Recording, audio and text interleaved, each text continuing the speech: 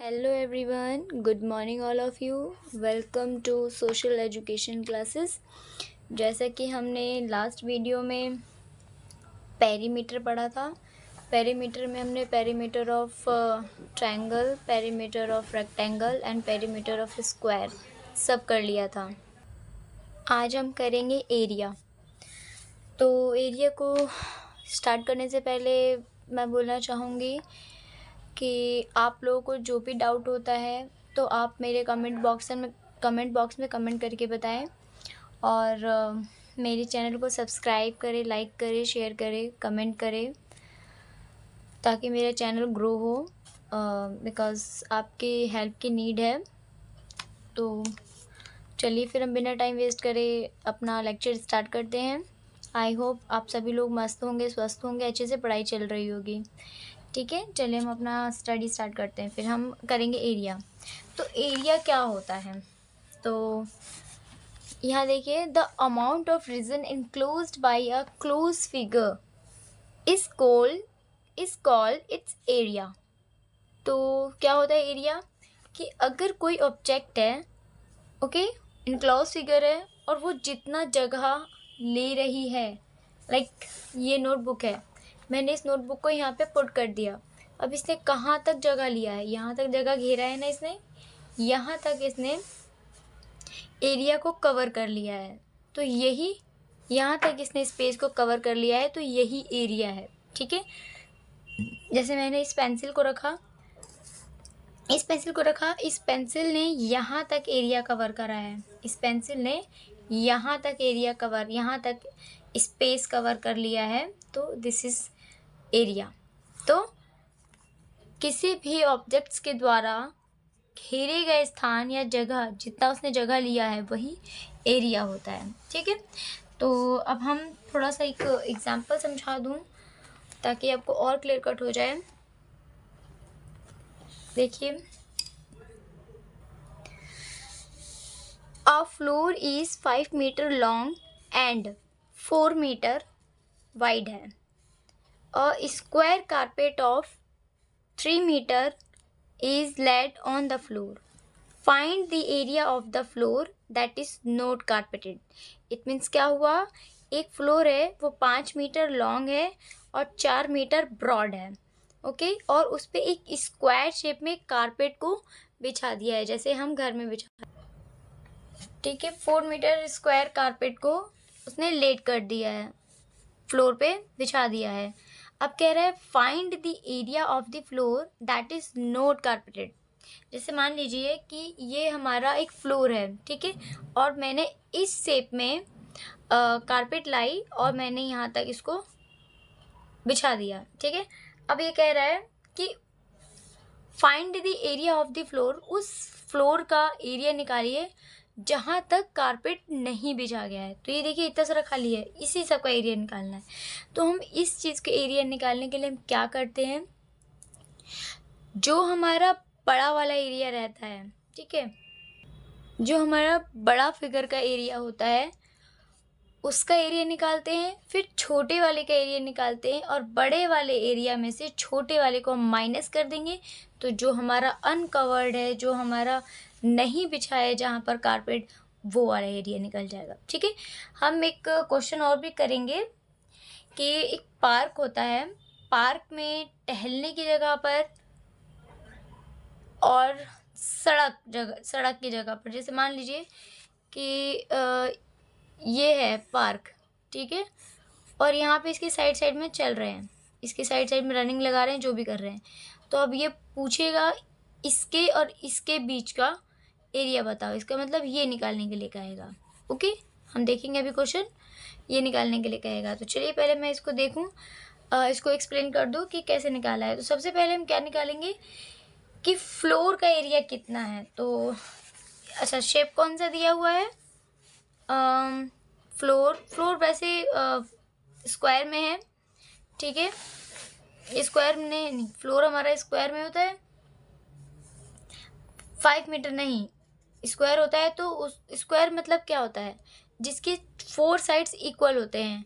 ठीक है, स्क्वायर मतलब क्या होता है, जिसके 4 साइड्स इक्वल होते हैं। बट यहाँ पर अगर एक ही साइड का मेज़र दिया रहता तो हम उसको अज्यूम कर लेते हैं कि ये स्क्वायर है, बट ये स्क्वायर नहीं है क्योंकि स्क्वायर के 4 साइड इक्वल होते हैं और यहाँ पर रेक्टेंगल है क्योंकि रेक्टेंगल के 2 साइड इक्वल होते हैं और 2 साइड ऑपोजिट। जैसे कि अगर मैं यहाँ पर ये बनाऊँ, जैसे मैं अगर यहाँ पे ये बनाऊँ, रेक्टेंगल बनाऊँ, यहाँ पे ये वाला एंगल और ये वाला एंगल, ये ऑपोजिट एंगल दोनों, sorry for said that angle, ये वाला साइड और ये वाला साइड, ये दोनों ऑपोजिट साइड इक्वल होंगे और ये वाला साइड और ये वाला साइड ये दोनों इक्वल होंगे।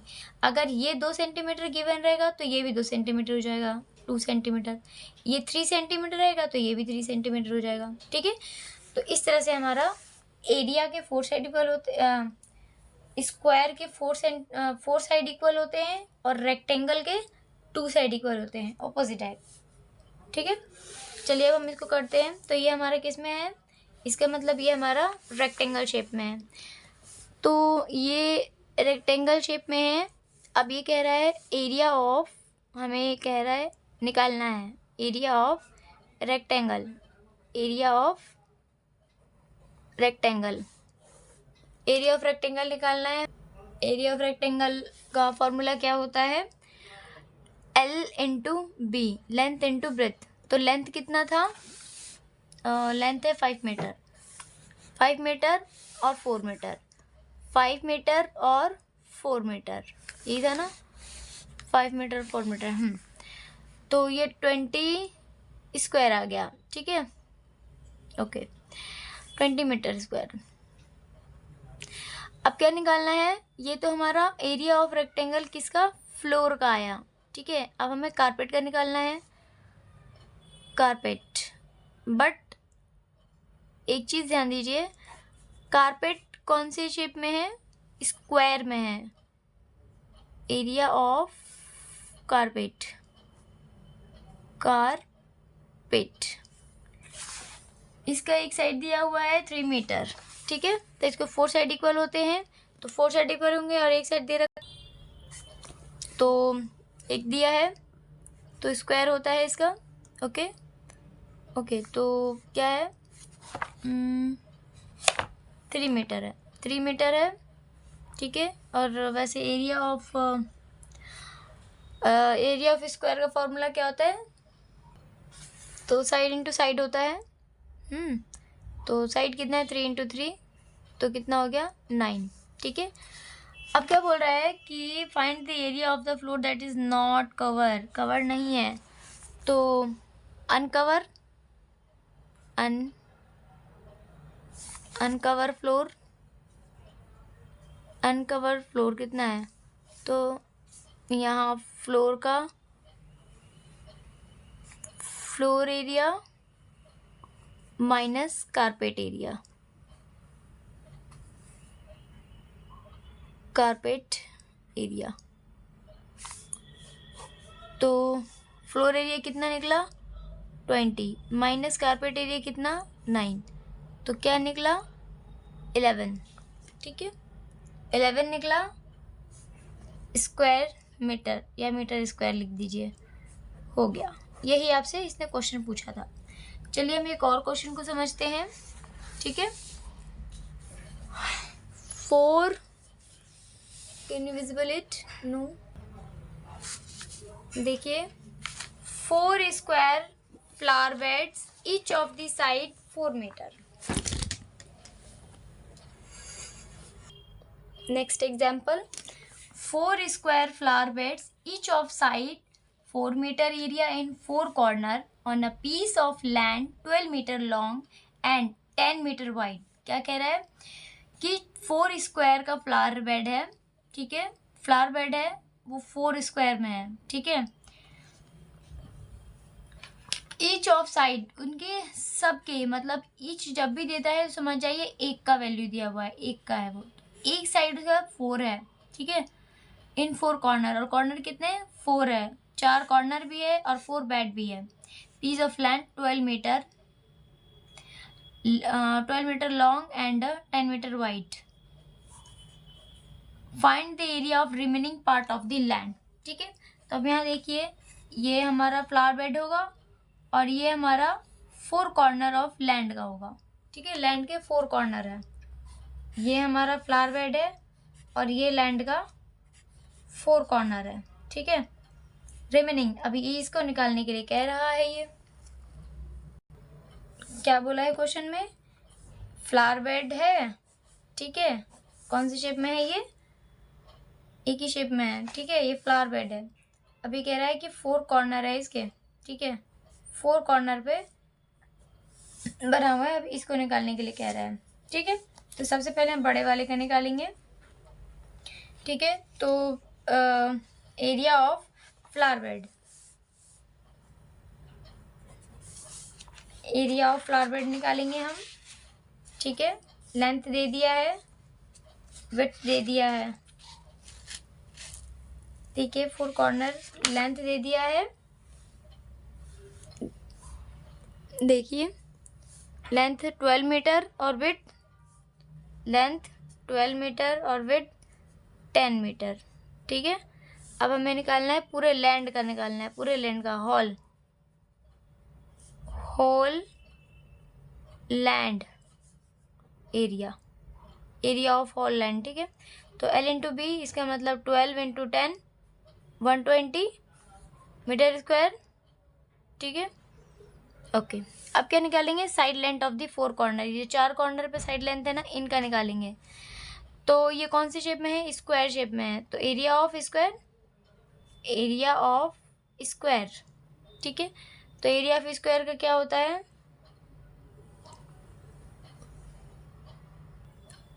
एरिया ऑफ स्क्वायर का साइड इंटू साइड, तो साइड कितना था, 4 था, इंटू 4 कितना हो गया, 16, ठीक है। अब कह रहा है 4 बेड थे, कितने थे, 4 थे, तो 4 बेड थे, तो 16 into 4 64 meter square, 64 meter square, okay. ये देख सकते हैं, होल लैंड का निकाला हमने पहले होल लैंड का निकाला, फिर एरिया ऑफ स्क्वायर का निकाला, होल लैंड का निकाला, एरिया ऑफ स्क्वायर का निकाला, और फिर उसके बाद 4 फ्लावर बेड का निकालने के लिए कह रहे थे, तो 4 से मल्टीप्लाई कर दिया, ठीक है। अब बोल रहा है रिमेनिंग, ये कह रहा है find the area of remaining part of the land, तो ये जो बच गया है ये, इसको निकालने के लिए कह रहा है, ओके। तो रिमेनिंग के लिए क्या करेंगे, बड़े वाले में से छोटे वाले को घटा देंगे, सब्सट्रैक्ट कर देंगे, ठीक है। तो हमारा आ जाएगा रिमेनिंग पार्ट क्या होगा, whole land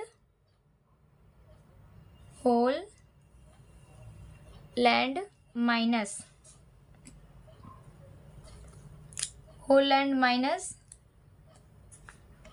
area of square. तो होल लैंड का कितना आया था 120, इसका कितना आया 4 बेड का 64, तो कितना आया, 10 में से 4 गया 6, 11 में से 6 गया 5, ठीक है। तो 5 meter square, that is your answer, ठीक है।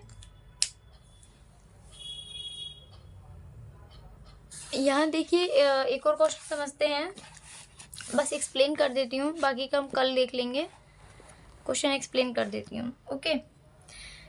यहाँ कह रहा है the area of rectangular garden 25 meter long, एक गार्डन है वो कौन सी शेप में है, एरिया में है, ठीक है, वो एरिया शेप में है, वो 25 मीटर लॉन्ग है और 300 मीटर स्क्वायर इसका विड्थ है। What is the width of the garden, sorry width नहीं है, विड्थ पूछ रहा है, ये जब भी इस मीटर स्क्वायर में दे दिया रहता है तो इसका मतलब ये एरिया गिवन है, हमें एरिया दे दिया है और एल दे दिया है, सो इजी, क्योंकि एरिया ऑफ रेक्टेंगल का फॉर्मूला क्या होता है, एल इंटू बी। लाइए मैं इसी को सॉल्व भी कर देती हूँ, ठीक है। क्वेश्चन 1, ठीक है, ये देखिए हमें इसने दे दिया है, फॉर्मूला क्या लिखेंगे, एरिया, ये क्वेश्चन 1 का है, एरिया ऑफ रेक्टेंगल,